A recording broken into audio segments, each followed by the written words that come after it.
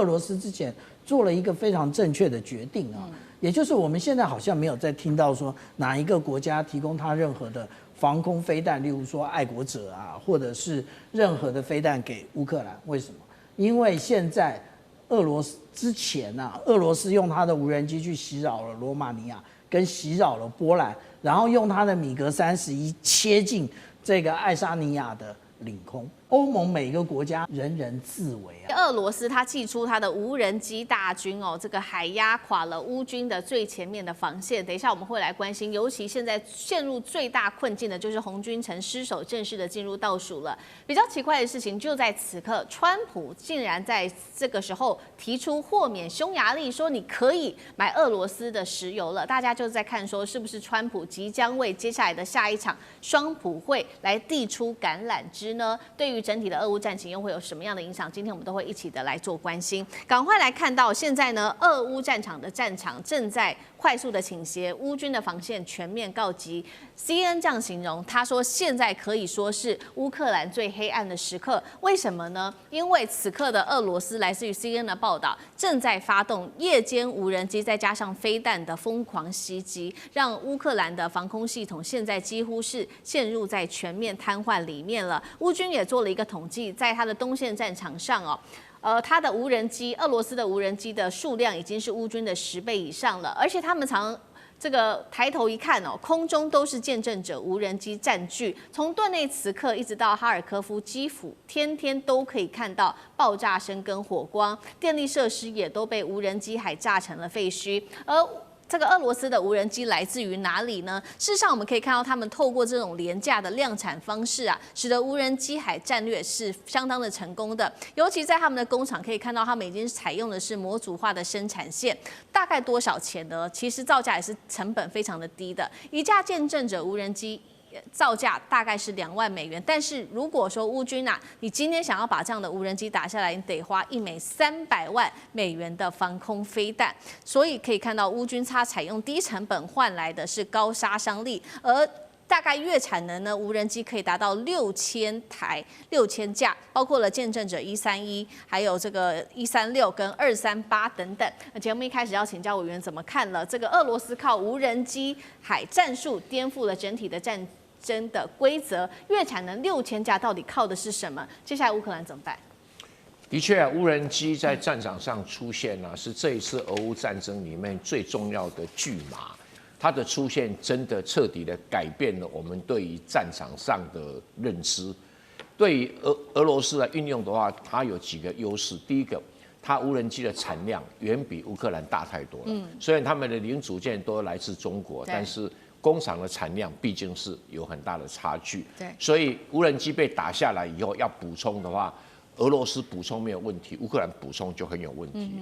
那第二个啦，俄罗斯的无人机除了以量取胜以外，精准度也高于这个乌克兰的精准度，所以俄罗斯用无人机攻击乌克兰的关键设施，比如发电厂啦、输电设备啦、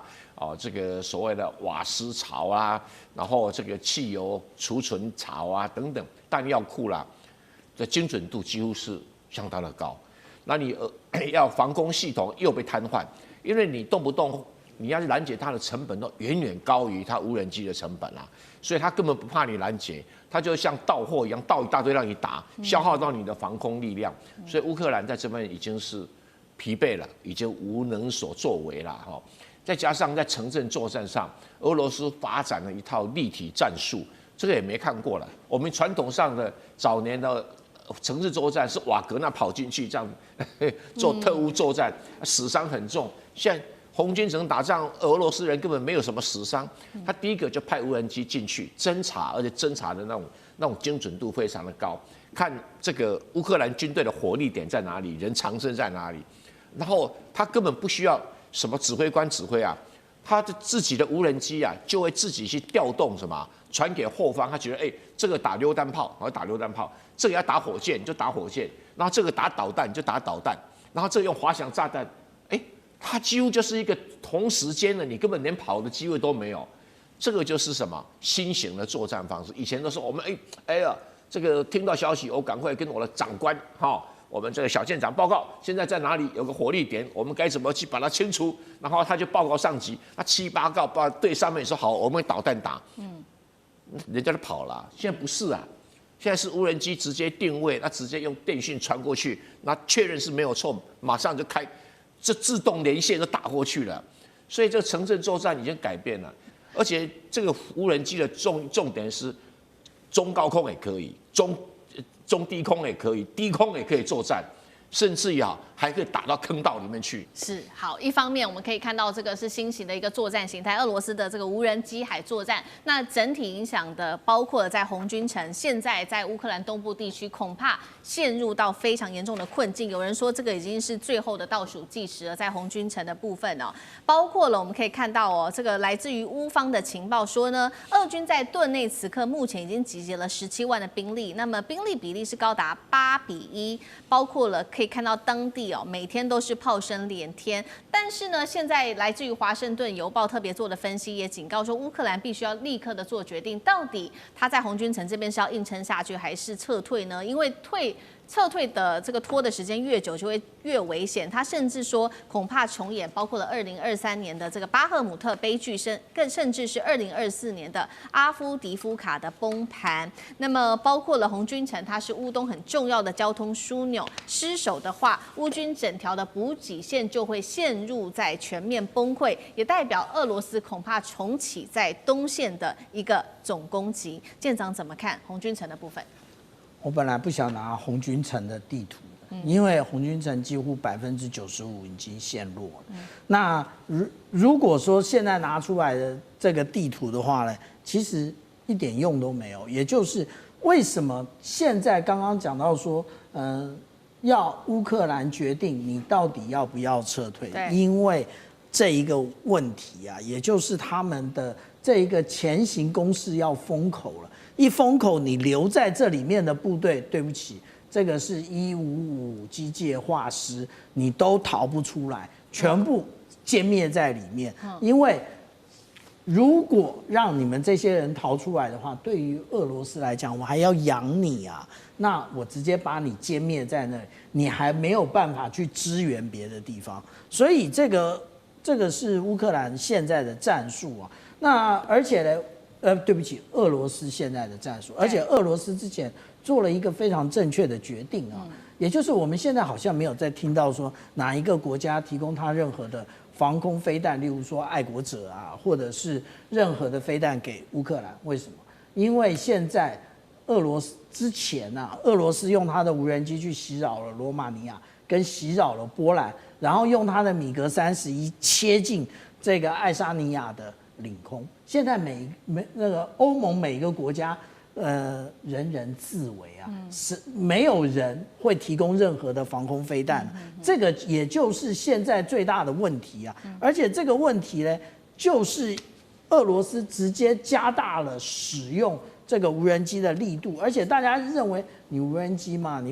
你大概就是10几公里、20公里，不是。我们现在这里看到的它的无人机，也就是见证者136，它可以飞650公里，它大概就是这个样的范围啊。那如果说是我们讲到说见证者238的话，它的距离、它的范围几乎所有的北约统统涵盖在内。而且这里面还有更糟糕的是什么？也就是它各种载台都可以发射。大家以为它一定要固定吗？它反而不固定啊。我们看到这是什么样的载台啊？这个是美国的皮卡 RAM，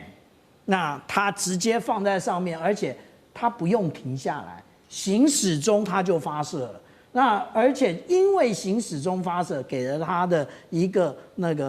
更多的浮力，让它能够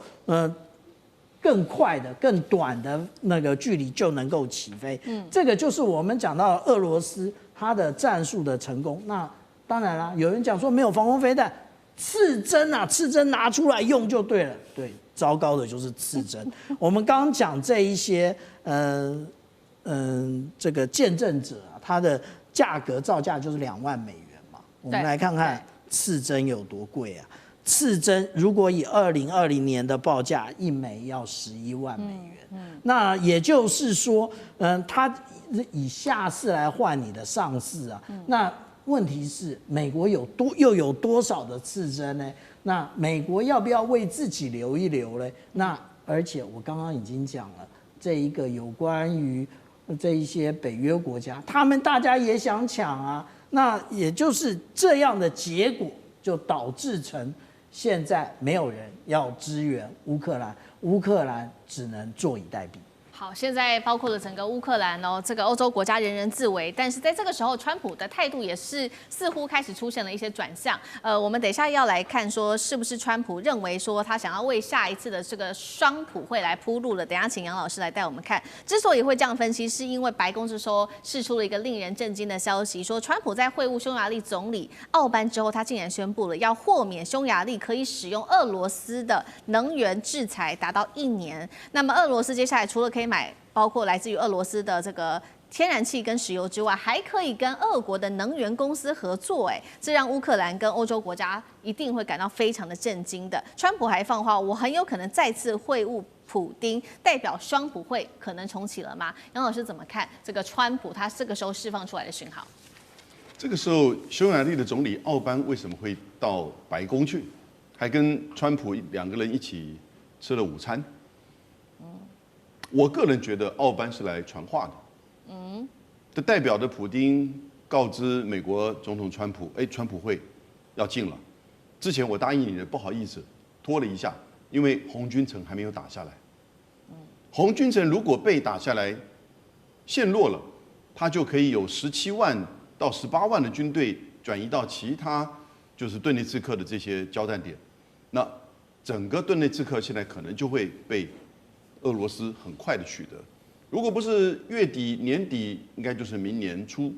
那所以呢，奥班这个时候来就是告诉川普，也就是当初其实在10月15号他们在阿拉斯加会面的和平协议然后说要接下来双普会在布达佩斯举行，那甚至呢3面会谈或者是多边会谈，那时候都记不记得还讨论到，谁要来驻军乌克兰保护？在和平协议签署之后的乌克兰，所以问题都不是在这些问题上，这是不是加入北约啊，是不是中立化啊，这其实都可以讨论。问题就是在普丁认为他在地面战争要取得关键性的胜利，那就是红军城。红军城一旦取得，因为红军城已经包围多久？21个月了。他现在里面60平方公里只剩下2万乌军。外面一圈包围的是17万、18万的俄罗斯军队，而那个口大概只剩下2公里了，而且布满了地雷，对，大概这个所谓的后援也进不来了，所以这个时候要出去也困难。所以当他觉得说这是一个时间点要取得胜利的时候呢，因此他就告诉川普，这个时候你那个线你那个划界应该就很清楚，我就是要顿巴斯。也就是卢甘斯克加上顿涅茨克，卢甘斯克老早就被俄罗斯全部的占领，顿涅茨克就是卡在这几个站点上。那尤其是红军城，那过去因为泽伦斯基这边就是不愿意退让，他觉得其实我还是在守住这些地方。那现在呢，取得了这个可能的胜利，我们不知道什么时候。在俄乌战场，现在有一个比较最新的、比较升级性的一个进度，我们要来看到的是乌克兰战场现在变成了美俄它的飞弹对决的一个试验场。我们赶快来看到最新消息这是来自于乌克兰的外交部长首度证实的，俄军现在动用的这个飞弹是9N729飞弹，是当时被这个中程核飞弹条约明令得禁止的这个飞弹，现在竟然用它来攻击乌克兰算是俄军首度的动用了。那么它的射程，根据了解，最大射程是2500公里，而且它是可以搭载核弹头跟传统弹头的。过去刚刚说了，是被美俄列为是中程核飞弹条约里面禁用的一款飞弹。为什么他要把它拿出来呢？这一回，等一下我们都会一起的来做解读。那么它是来自于这个外长，他是这样说的，他说这个俄罗斯的外长说，这是普丁对美国总统川普终结战争外交努力的一种蔑视，才会射出这样子的一个飞弹。CNN 也来报道了，他是说除了普丁有动作之外，我们来看到川普也有动作了。五角大厦已经同意向乌克兰会来提供美制的战斧的巡弋飞弹计划。那么川普做回应说没有考虑批准，但是呢很难说，或许我未来会改变我自己的想法。针对这样子的一个飞弹做使用，委员怎么解读？乌克兰会不会成为美俄飞弹对撞的核火线最前线？已经是如此了哈。先跟大家说明一下，9M729是可以载核导弹跟常规弹药的这一款巡弋飞弹的，它基本上有个外号叫螺丝起子，screwdriver 哈，是这样的一个名词。它由伊斯坦克格尔那个导弹系统就可以发射了，它是一个陆基发射的。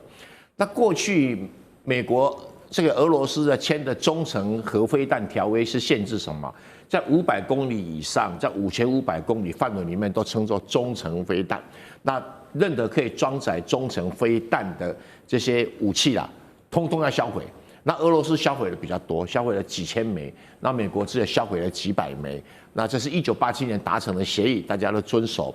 可是后来美国的这个战斧导弹啊，为什么没有在这限制范围里面？因为美国的战斧导弹是空机跟海基的，它当时只规定陆基的受限制，空机跟海基的不受限制。这个叫什么？这个叫做装模作样啊。那到了普丁这个上台了以后，就觉得这个不是很公平，所以他们就开始恢复中程核导弹。因为开始美国人都船开到人家门口去，然后用战斧导弹打你，说我这个不受限制哦，因为我是海基的。这个叫掩耳盗铃嘛哦，那所以俄罗斯它当然没有那么大的海军的舰队，所以它就开始发展这一类的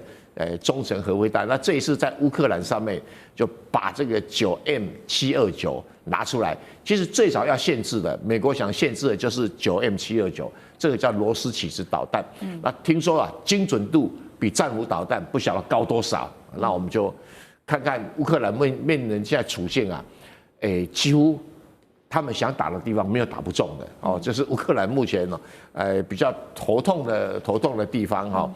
那你要把它解释成所谓普丁对于川普终结俄乌战争的努力的蔑视也可以啦，因为普丁现在打得顺风顺水，就叫乌克兰依他的条件来投降而已嘛。那你这个川普你给他什么？他说我打这么久了，你能给我什么？那再加上这个。红军城只要陷落，应该差不多了。如果只要陷落，那这场战争就结束了，剩下已经不是重点了。哦，所以他用这个俄罗斯式的战斧导弹啊，怎么打？他说只要他成本划得算，他就会怎么打。好，所以我们看到现在美俄的飞弹现在在乌克兰境内不断的互轰。那另外一方面，战场的第一线，刚刚委员帮我们特别提到了红军城，现在呢对于乌克兰来说非常的不利简直可以说是陷落了。我们来看到，现在乌军的部队仍然是在东部的重镇这个红军城这边展开一个全面行动，要反击这些入侵的部队。那么俄罗斯的说法，他说早就已经用前行的攻势完成了对于红军城的包围。美国智库是这样分析的，他说俄军突袭部队正在寻求绕过乌克兰在红军城的据点路线，渗透到乌方的这个防线的后方。简单来说呢，现在战争研究所的一个披露，意思就是说，俄军派出他们的炮灰部队做前锋来吸引乌克兰的无人机跟炮火。那么吸引到之后呢，他们再用自己的主力部队去锁定坐标，来做一个比较精准针对于乌克兰的轰炸。怎么看这样子的一个做法，吕舰长？我们刚刚讲到这个9M729的那个飞弹啊，其实它就是长成这个样子，它是左边的这一枚，右边这一枚呢，就是刚刚郑源老师所讲的伊斯坦格尔的这个飞弹，它是可以用同一个运输载具的。但是呢，我们看到这个俄罗斯的国防部它有趣了，它公布他们这两款飞弹其实都是同一个载具发射，他公布的射程呢，480公里，490公里，这根本就是掩耳盗铃，绝对不是这样的一个射程。是这样的真正的，如果按照这个智库的研判的话，它的是2500公里。2500公里是一个什么概念？也就是几乎所有北约的成员国通通在内。那当然有很多的说法，说为什么会使用这一种飞弹？那大家有人说，哎呀，这个俄罗斯的飞弹要用尽了，错。其实它真正的原因，也就是展现它的核武实力。因为这个其实，按照我们一般的讲法，也就是核弹头跟常规弹头都能使用。它现在用的是常规弹头。但是我这样子慢慢的飞啊，我就是让你们看清楚，这个未来可以携带核弹头，你们再说用这一个战斧试试看。战斧是怎么一回事？大家忘了吗？战斧就是提风飞弹，提风飞弹在今年的这一个互生匕首的这个军演的时候，实际上已经在澳洲发射过一次，它就是从陆地上发射的，所以美国早就没有在搞这个中导协议的那个约制了。那至于红军城的部分，因为有很多的我们的观众在讲，小舰长你讲红军城已经讲了1年多了，对，因为很难打。那这一次现在我们讲到说这个前行攻势，就是这个位置，其实红军城在这个位置，然后其实这个两边前行之后呢，直接封锁了他的那个未来他的一个乌克兰部队它可以撤出的路线，我们在这里可以看得更清楚啊。也就是现在俄罗斯的打法，它就是我们刚刚讲到的这个义务海军陆战旅直接切穿。它为什么要这样切穿？因为它这样切穿之后，让这个红军城这一片通通都是红军城，让红军城的乌军直接切割成2个部分，那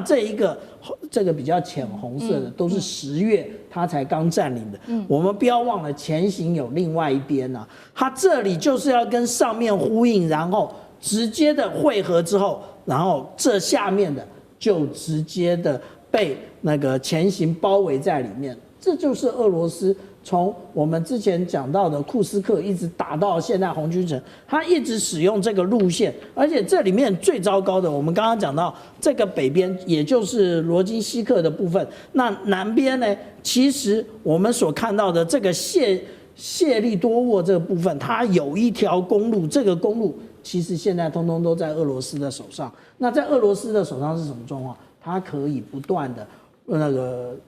军援它的最前线的部队，但是相对于乌克兰来讲，它后继无力。所以我们讲到说，这一个红军城大概也就是在这一个礼拜，大概就已经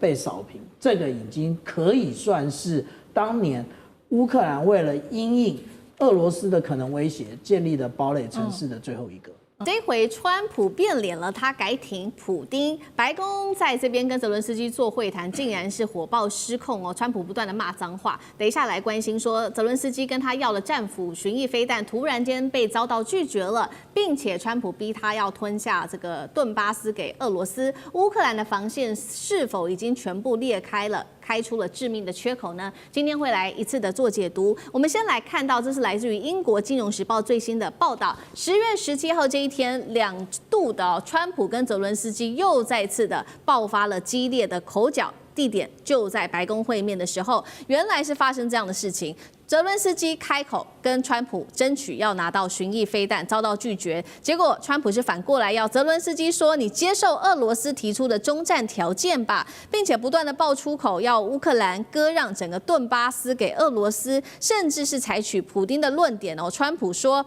俄军进攻是场特别行动，而不可以叫他做战争。这一点是让这个泽伦斯基非常的愤怒哦。但是问题是，川普日前才对俄罗斯摆出一个强硬的态度，说要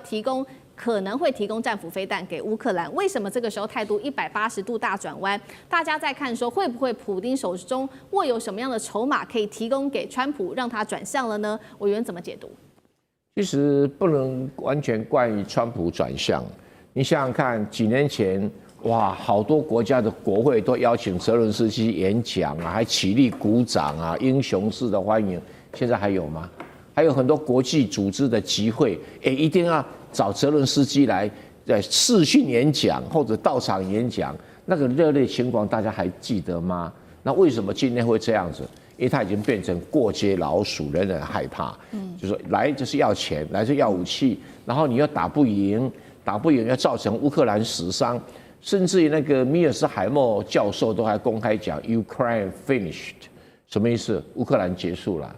那你现在还在扯说，哎，你能够打多久？不，这个当然，这个川普跟他的争执，川普的立场就是说，既然打不赢啊，就结束吧，停战，还有一个生活的空间。那泽伦斯基他觉得，我寸土不让啊，我是乌克兰英雄，我们继续打下去。那那个川普当然很生气，你有什么本钱打下去啊？你跟我要战斧会弹，你就打得出来吗？当然，这是我的设计对白啊。本来这个川普还吹牛说，哎呀，我跟普丁讲啊。你难道不停战，要我送几千颗这个战斧导弹给乌克兰吗？以下是我设计对白，我说搞不好这个普丁就轻轻松松讲说，哦，你送几千颗战斧导弹去给乌克兰，我会送10几颗核导弹给乌克兰，看谁输谁赢。我看了这一场战争根本没得打了嘛。我从第一天我就说这个乱打一通，那不可能打下赢这样的战争。那你现在他跟他要战斧导弹，跟他要援助。连川普的立场说，战斧导弹要拿钱来买，谁买？欧盟买，北约买，我美国反正我不买，随你便哈。那泽连斯基说欧盟要给钱，你要给我，然后泽连斯基说，川普说你也打不赢，你干脆停战，停战条件就照普丁的要求吧，因为普丁现在已经打过了那个打超出去原来的那个扎波罗热的很多地块了嘛。那扎波罗热是横跨了第聂伯河嘛，那你打过去了，那说好那一片。就还给你乌克兰，以这个第聂伯河为界。对，那为界的话，你就要退出去嘛，你那个顿涅茨克、顿巴斯就要退出去嘛。对，其实这个也是未来会形成的局面，已经没办法改变了。现在只是要不要打而已哈。那这个当然有人讲说，顿巴斯对乌克兰都重要，一定要防守，算了，拜拜了，已经不可能了哈。那这个什么去炒那个所谓特别行动或者战争，已经没有什么意义了。你分清楚点还有什么意义吗？你如果说战争是讲全面战争，也没有错。目前这个普丁并没有要占领整个乌克兰的计划，所以他不算是全面战争。那轰炸的也差不多啦，哦，那你所谓特别军事行动，那是普丁的说法嘛。但是我知道普丁很成功的哈，去一通电话就把川普摆平。哎呀，我们在那个白令海峡盖一个川普普丁隧道啊，你看听了多舒服啊，对，可以名垂万年，然后。这个反正你也打不赢了，我们就此收手吧。那川普当然会希望川普没有笨到去打一个不会赢的战争嘛，不像那个拜登以前的国防部长说，我们打了战争以后，这个俄罗斯经济崩溃，社会大乱，那普丁就会下台。不是啊，俄罗斯越打越强啊，那你欧洲越打越弱啊，那美国根本就是想要逃之夭夭。美国而且是川普的心情，那是拜登的事，不干我的事啊，这也没错啦哈。美国在拜登这个决定支持乌克兰打仗这个事情是一个大错特错，但是问题泽连斯基你自己是个小笨蛋啊，你自己把头凑上去干什么？好，有关于这一场中战有没有办法形成这个俄罗斯提出的条件，就是说要让乌克兰割让顿巴斯。那对于接下来乌克兰的影响，等一下会请吕舰长来带我们看。不过我们先来看到现在呢，川普持续的在撕破脸之下，他会不会就此切断所有对于乌克兰的援助？那美欧原本讲好的同盟关系，现在怎么办呢？杨老师又怎么看？这个战争打到现在已经这么长的时间，其实美国、欧洲各国的军事援助、经济援助都已经差不多见底了。那同时也已经造成他们自己本身社会经济，尤其是欧洲能源价格的高涨，那大家都在赔得下去。那接下来以这个战争的目前的情况，如果恶化的话，说不定会对欧洲国家的安全甚至都造成威胁。因此，美国要思考的不只是说，他可能适可而止，没有办法再支持下去。那同时，乌克兰再打下去，是不是会失去更多的土地，死亡更多的人，那就更难解决收拾。那同时也会影响到整个欧洲的稳定，美国因此跟欧洲的这种连结关系就会受到挑战。所以是多层面，不要只是看川普，他好像跟泽伦斯基在吵架，他吵架的背后有很多的战略的意涵，可能是无意，也可能是真的分析深刻之后呢，他被告知说这个战争要结束。怎么结束呢？第一个就是你看到他现在已经某种程度的是在帮忙划界了，甚至要泽伦斯基接受了。因为泽连斯基就是拖嘛，因为拖的本身代表了他的权力、他的地位，那甚至他真的认为战争还有胜利的一刻呢？那就像蔡委员所讲的，这个战争开打的时候就知道，这种代理战争，你跟强国、核武大国去打，怎么可能会赢呢？那就算是在冷战时期的阿富汗，那也是因为整个苏联所设定的目标不一样嘛。那阿富汗也是这个到现在为止都是整个受创，因此现在第二个可能性就是他就停止军援，然后呢撤出援助，甚至呢这个撒手不管。那有没有可能这个样子？我觉得乌克兰必须要自己要做最坏的准备。第三种的情况就是更严重的是，他甚至就直接跟普丁去，搞不好不止做那个隧道啊，因为可以留下来他的名字，他很想做那个隧道啊，白令海峡的。他甚至可能会就是放宽制裁了。也就是说这个战争既然我不理，不只是不理。因为我邀他划界，他不接受，那我就不理，我就恢复的正常。为什么？我这样还可以联俄制中啊。他又有个大战略出来了。那这个大战略出来的时候，这个说法、这个说辞美国的国内媒体这些政治精英，就马上能够转弯接受了。那到底是为什么？其实战争就打不下去了。泽连斯基跟乌克兰人真的要有所体会。好，那接下来乌克兰恐怕要做好准备了。这个终战的结果，可能结局最后还是朝向俄罗斯提出的这个方向去走。那俄罗斯提出的方向说要终战，刚刚我们提到了嘛，就是乌克兰要放弃割让这个顿涅茨克州，就是割让顿巴斯这个地区，对于接下来乌克兰的影响，等一下我们来看。那普丁他也表达了说，好，作为交换，那我们则是会让出部分的扎波罗热州跟赫尔松地区。那现在来自于美国智库说呢，为什么乌克兰迟迟都不愿意把这个顿巴斯还有这个顿涅茨克州给交出去的原因，就是它是乌克兰很重要的这个工业重心之外，它也是防线很重要的一个要塞地区。如果说真的拱手让给俄罗斯的话，他们担心是接下来俄罗斯恐怕会掌握住整个东部的战略跳板，下一步直接进逼到的地方就是第聂伯罗彼得罗夫斯克了。吕舰长怎么看？对于乌克兰来说会是致命打击吗？我们现在看到有关于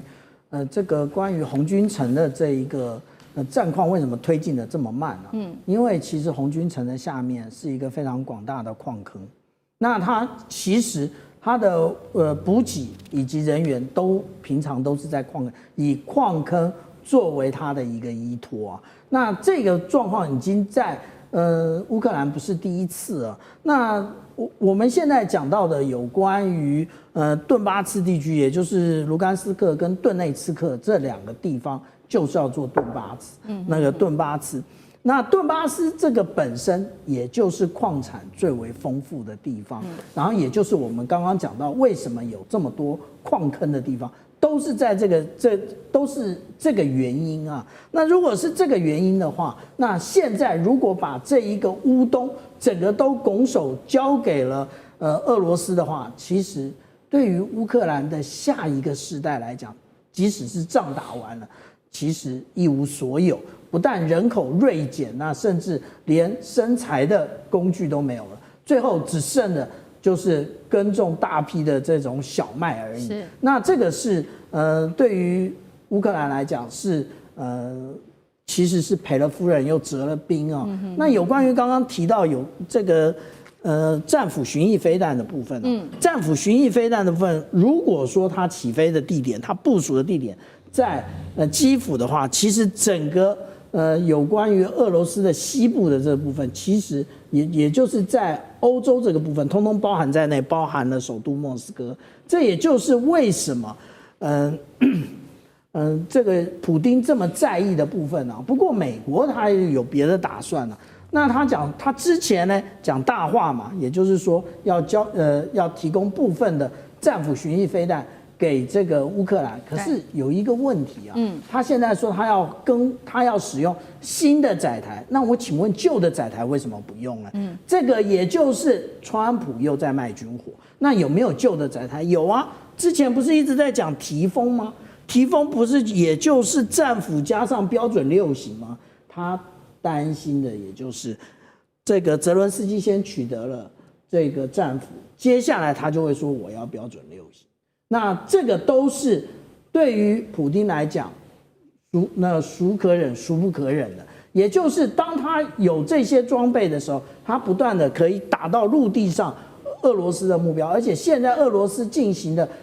有关于这个极音速的飞弹也可能可以拦截。那这也就是我们讲到说有关于这一种新型的这种载具啊，这个其实是奥什科盛防务公司，但是旧的为什么不用呢？这是我最大的疑问。那也就是在卖军火，在赚大钱。好，接下来我们要来关心的是有关于这一场俄乌战事，现在是有一个今天的内幕了。今天要来关心就是俄罗斯的情报局，他这边特别指出，英国政府呢现在正在密谋一场叫做类似当时的委内瑞拉的这个假旗行动哦，指控美国的这一场假旗行动怎么一回事呢？在俄罗斯的内部有一个情资显示，现在伦敦准备要组织一支这个假冒的俄国小队，对这个欧洲的港口跟民用的船只来发动恐怖攻击，而且最恶毒的是，在这一场恐怖攻击发动了之后呢，他们就会来揭发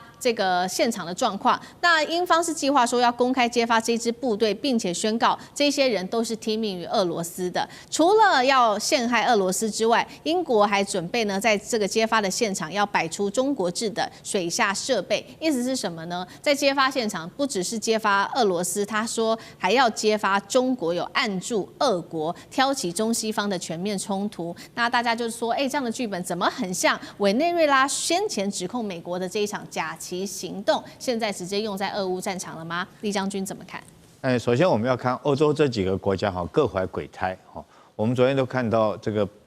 波兰还有北欧三小国来讲的话，大力的抨击德国的前首相梅克尔夫人说他这个梅克尔因为讲了说是这个俄乌战争，这个波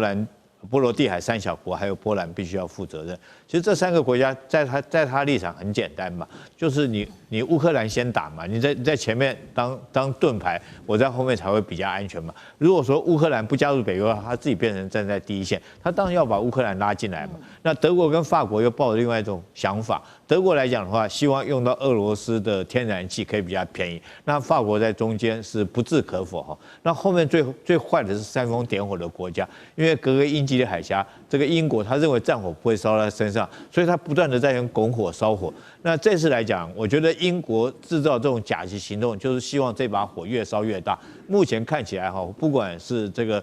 川普跟普京在阿拉斯加会谈，大家都希望往和平方向走。那和平如果一旦真的停战的话，谁最有利？就是这个谁最不利？我觉得英国最不利，他想要拖垮俄罗斯的阴谋就没办法得逞嘛，所以他希望在看他有可能有机会和谈的状况下，他继续要煽风点火，让这火继续越烧越大。然后，但是他不只是要栽赃中俄我觉得他是要把美国拉进来。那很明显就是现在就是美国如果拉进来的话，当然对欧洲来讲的话，安全上面更有保障但是我相信川普也不是傻子，大概也看得出来，所以他也不会被拉进去。所以我觉得这次来讲，俄乌战争可以看出来，欧洲各国自己在各怀鬼胎，而不是有一致的对抗俄罗斯的观念一致的想法。我觉得是各怀鬼胎。那英国这次很明显的是一次假行动，他目的其实不是要栽赃中俄，他是要把美国拉进来。好，所以英国拉了这个不管是俄罗斯跟中国进来，还希望把美国一起拉进来。杨老师又怎么看这个行动？就是上一次北溪2号被炸，不也就是刚开始有这样子的做法吗？想要把栽赃给就是俄罗斯。这一次英国如果说被这个揭发的是一种假旗挑衅行动的话，那我觉得不只是可能会把美国拉进来那最重要的是他这种耍小聪明，然后呢，结果造成整个区域更加紧张，说不定真的会发生区域的大战也不一定啊。因为你这样子的一种情报行动很容易就被揭穿，同时呢，也可能会造成这种你想象不到的一些反应。现在已经有这种无人机的攻击，那将来会不会有更进一步的飞弹的攻击？那情势一定会升高的。所以我觉得，其实这些国家一定要谨慎再谨慎不要让战争扩大，否则的话，俄乌战争将来变成整个欧洲的战争，大概都不是大家希望看到的。谢谢杨老师。那大使怎么看呢？我觉得基本上这个最近欧洲发生的一些事情跟这个假旗行动就有一点点相似所以俄罗斯才会这个发布这个消息。我说相似，就大概2个礼拜前，波兰突然说有19架这个无人机啊，进入了俄罗斯的无人机进入了这个波兰境内，那所以就非常非常的气愤，反应非常的强烈。那当然，俄罗斯他们后来就是说没有多久，他们就出来说明，他说不是他们的无人机，而且呢，他认为是从乌克兰境内飞过去的，不是他的无人机。那他提出个建议说，那这样我们成立联合调查小组来调查一下这个飞机到底是谁的，这个无人机到底是谁？就乌克兰方面就没有声音了，这个波兰方面就没有下文了，这件事情就没有声音，没有后续了。那可是在这个过程中呢，波兰做了一件事，就是他跟这个北约的盟国签了一个协定，让北约像法国啊，像这个丹麦啊，他们的部队可以直接进入到波兰境内。所以看起来有一点就是说，我们会去怀疑是不是波兰政府要想让欧洲其他国家的部队进驻到波兰，那么制造一些事件，表示这个情势很危急，让波兰内部比较强烈民族主义，不愿意有任何外军进驻波兰的这些声音把它压下去。那所以就变成制造了这一个，如果属实的话，如果确实是不是俄罗斯的飞机的无人机的话，那也就是一种某种形式的假旗行动嘛。对。不过这个英国这个假旗行动的话，看起来那是更是这个怎么讲呢？它的目标更多，它的除了要俄罗斯负责之外，他要把中国大陆也要扯进来。那不过这个问题就是说，如果处理不好的话，那这些人被抓到了，或者这种情况因为他要去攻击的这个欧洲的国家的港口或民用船只的话，那这些国家他不会知道的。那你去攻击的时候，这些可能就会造成这些假的这个俄罗斯的这个特勤部队那被抓住。那如果消息泄露的话，那就对英国来讲的话，他的阴谋就曝光了。所以在执行上也不是这么容易啦。不过这也可以看出来，其实在战争的时候尔虞我诈的这种事情真的是会发生的，不是只有小说在讲而已。好，所以我们看到现在俄乌战争持续当中，除了我们刚刚看到的英国可能制造这个假旗行动之外，其实另外还有一个是灰色战争也正在的发生当中。那同样也是欧盟说的，他说现在可以看到很多的不明的无人机接连闯入在欧洲的领空，构成了这个叫做混合战的一个威胁，目的就是要动摇欧洲社会削弱援乌的决心。所以他甚至呢已经准备授权警方可以直接击落他们说是来自于俄罗斯的无人机。那俄军另外一方面，来自于欧洲的说法也开始试探边缘的测试，米格31是直接侵入到爱沙尼亚的领空。那南方周末是这样子分析的，他认为这是俄罗斯经过有一个比较精密设计的战略威慑行动，目的就是要去挑战的是波罗的海3国，因为这个是俄军挑中的软肋因为这些国家的空军很薄弱，那长期都是靠着北约在做支持的。俄军想要就由这样子的测试，看看你北约会不会有所反应呢？会不会反应的速度又有多快呢？那还有你的盟友到底有多牢固等等，真的是这样子吗？那张将军又怎么看？我认为这个俄罗斯他考量的3个，第一个就是对这个波罗的海3小国，不管是立陶宛也好、爱沙尼亚也好，还有拉脱维亚也好，做一个战略的施压。战略的施压也兼对了这个对他们对乌克兰支持的战略牵制，把你牵制住，不要太充分的去支持乌克兰。最后面呢，我认为是一个战略警告，就是大家所强调的军事威慑，是这个样。他现在派了这个3架的米格31 3架飞到我们想说的爱沙尼亚的这个它的小岛的上空通过，那这小岛上空也是领空啊，就这样，就是警告意味，你们这个3个小国立陶宛、爱沙尼亚、拉脱维亚，本来在1990年是俄罗斯，那时候叫苏维埃社会主义共和国联邦，它是加盟共和国，后来出去了，出去之后在2005年加入欧盟，又加入了北大西洋公约，变成北约东扩。本来那时候是俄罗斯的一部分，现在结果你跟俄罗斯搞敌对了，跟我开始叫板了。你这个3个小国家小朋友要听话。我们随便讲一个那个立陶宛63000平方公里，但是问题是它只有280万人口啊，就跟俄罗斯这样叫板啊。所以我们看到这个就是战略施压、战略牵制。那将无人机过去、米格机过去之后呢，哎呦，我们这边好像也没那么平静哦，专心搞你们国防吧。对乌克兰这方面的支持就降低了，武器装备也不能多给乌克兰，我们这边也蛮需要的，是不是？那这样的话，在乌克兰战场，俄罗斯所面对乌克兰这方面的压力就小了，那俄罗斯就可以大举的向其进攻，是这个样子。你知道，俄罗斯它有这个战略的棋局的盘算，这个波罗的海三角国也乖了一点，因为他要专心做自己的事情，做自己的国防，做自己的备战了。那乌克兰在这边受到的西方国家对他的应援也有限了。为什么？你们当初都很挺我，没有，我们不能太挺你，太挺你的话，我们面对俄罗斯压力就很大。对，是只有具有这一方面的，因为这是战略威慑的一部分。那俄罗斯在这方面，他不可以没有这些动作。如果没有这些动作的话，那这个波罗的海三角国也包括了我们讲到的北欧三角国，通通过来，都能帮助这个乌克兰。那俄罗斯在这个乌克兰战场所面临的压力是很大的哦。所以我们知道，俄罗斯这个棋局，它是经过精心的算计来做这方面的行动。将来还会有更多的无人机做一个我们讲的这个叫做一个袭扰乱而已。另外会有战机通过，那也是做一个牵制。那这样的话，对那俄罗斯看它是个地缘战略，尤其是乌克兰战场上，它有这方面的布局。俄罗斯又有新的帮手的国家来帮助他了。在这一周，我们可以看到这个战场上面彻底的做了一个翻盘。这是来自于美国情报的惊爆，来看到的是这个国家古巴派兵来帮助俄罗斯，这是最新的一个消息。那么我们就可以看到，现在俄罗斯除了有北韩的炮弹到古巴的佣兵之外，接下来看到俄罗斯的外援会瞬间的扩张，战场接下来包括了会有出现的就是俄朝古三方的一个俄军联军一起来对抗乌克兰了。前线同样是很惊悚的，这个时候乌军开始针对趁着普丁去参加一个论坛的时候，发动了一个无人机的斩首行动。为什么他这么有把握敢做这样子的一个斩首呢？虽然最后的结果是没有得手，但是俄军针对了这场斩首又在回复乌军做了一个报复性的狂轰，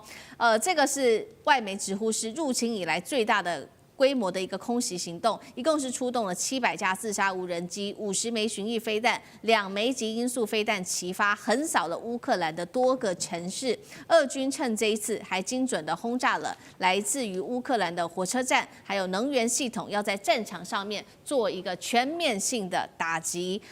现在有俄朝古联军，是不是也代表普丁现在要做的是绝地翻身？俄乌是否全面失控？再来就是乌克兰怎么有这么样子大的信心可以做这个斩首行动？他掌握到了重要的俄国领导人的情报吗？大使怎么看？我觉得这一次俄罗斯对这个乌克兰目标的这个打击第一个规模空前，第二是打击的目标有一点改变，因为大家会比较这个吃惊，就是打了火车站。那火车站是算是一个公共交通的据点，所以这次火车站攻击死伤大概30几人，算是非常的惨重。而且很多都是平民所以这个是不是就是说对于这个乌克兰的这个对普丁的斩首行动一次报复？那当然除此之外，很多它的军事设施，包括乌克兰前一阵子它研发的一个长程的一个中程的巡弋飞弹的这个整个工厂也被掀掉了。那所以就变成就是说，俄罗斯现在对乌克兰来讲的话，就是定点打击，规模越来越大。那当然就是说，乌克兰这一次要斩首普丁其实是一个非常危险的行动，因为乌克兰要斩首普丁成功的几率远低于普丁要斩首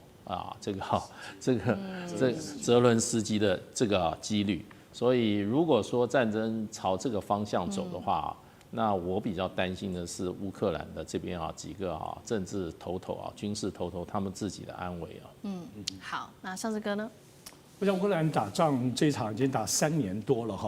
如果真的打到明年2月就4年了，很惊人。所以战争一定是这样子，它当然打到一个阶段会有疲态，可是一个阶段就会又杀红了眼。我觉得就是从刚刚大使讲的，如果现在要去暗杀普丁，变成乌克兰的一个整个作战战略之一的话，这个部分所挑动的东西就不只是我们现在看到报复行动了，而且最近确实俄罗斯看起来整个大战略有调整。我们刚刚提到了古巴部分的军队也加入，除此之外，最近他攻击的对象特别也是无人机攻击的部分，包括在北基辅，包括在西乌克兰这里，也包括攻击了美国在方面那边投资的工厂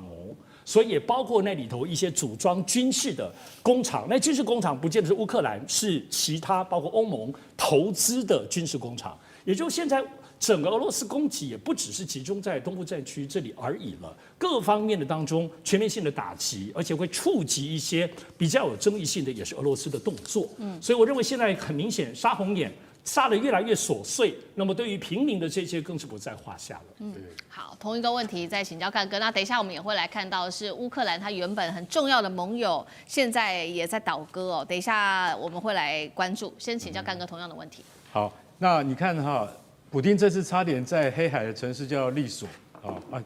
索契这个城市，他在举行这个论坛的时候，怎么突然无人机打进来了？在这种情况之下，我就想说，哇，乌克兰的无人机现在开始准确起来了，是不是可能要斩首呢？不是，如果要斩首的话，一定需要 CIA 的同意，不是川普的同意这么简单而已。因为什么？因为你没有坐标跟数据的话，你根本没有办法进行斩首行动。这就是所谓对于外界斩首的猜测的疑虑。其实说一句实在话，他还没有达到那个地步，而且一定不会被美国同意。好，但是我们看到那个普丁也算是在索契那边，算有一些逃过一劫了。可是你要知道说，双方都以无人机互轰啊，光是这几天，俄罗斯就派出了700架无人机啊，也发射了包括匕首飞弹，也就是高超音速飞弹，还有伊斯坎德战术导弹。像这些飞弹，你发射了50多枚。我讲句实在话，那都是对于平民的打击，因为无人机它没有办法在这个战场上夺得真正的主动以及决定性的优势。你还是要用真正的 troops， 真正的部队跟军人去进行进攻，你才能够拿下阵地。那现在最新的消息是什么？最新的消息是，其实老实讲一句，乌克兰军队有讲，他说，如果今天我们把这个扎波罗热还有那个就是说我们的这些土地，我们主动撤出，如俄罗斯的请求主动撤出的话，那可能我们会丧失更多土地啊。所以我们必须得到保证啊。问题是俄罗斯永远不会给你任何保证，所以这个战场一直僵持到现在，这就是最主要的原因。那现在对于这个乌克兰来讲，又是雪上加霜。为什么雪上加霜呢？因为那个捷克新总理刚刚上任了，巴比斯他是他以前的总理，巴比斯是完全的是一个民粹主义者。我跟你讲，他其实他跟他自己国家的这个政策观念不太一样，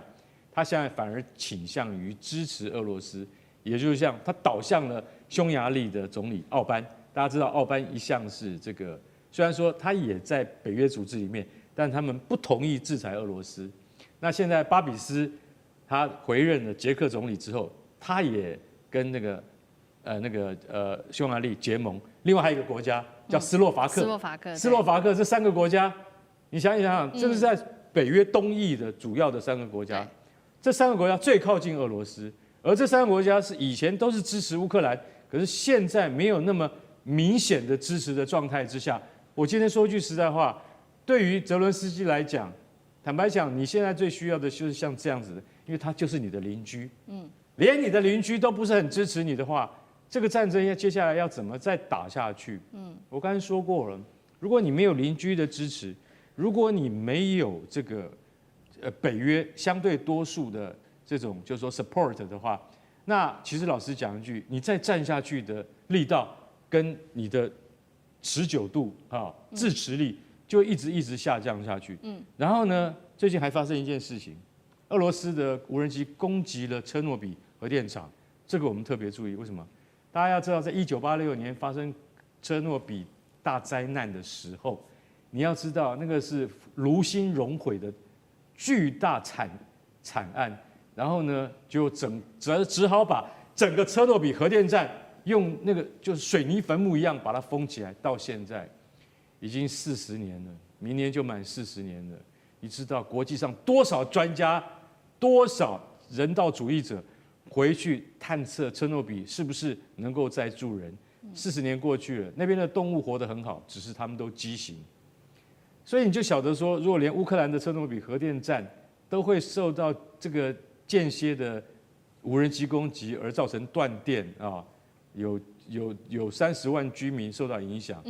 你就晓得说，其实乌克兰你已经没有能力再继续维持这场战争下去，所以乌军的这个困境日复一日，越来越深。那我最后要讲的是，像这个土耳其的外长费丹，他讲说，我告诉你，已经有曙光出现了，可能这几个月之内，俄乌双方就会达成停火的谈判。我不知道这个土耳其外长费丹他是靠他依据什么啊？因为连川普他都没有这样子讲，他都看不出来，我都看不出来，你怎么看得出来？没有迹象。对，土耳其你为什么会讲这种话？你可能是要博眼球吧？我说一句实在话，我们都看不出来。而且这场战争，解铃还是需要系铃人，应该是普丁跟川普2个人再一次的深谈。有时候说你们在什么状况之下，也许在川习会之后，我们可以看到一些曙光吧。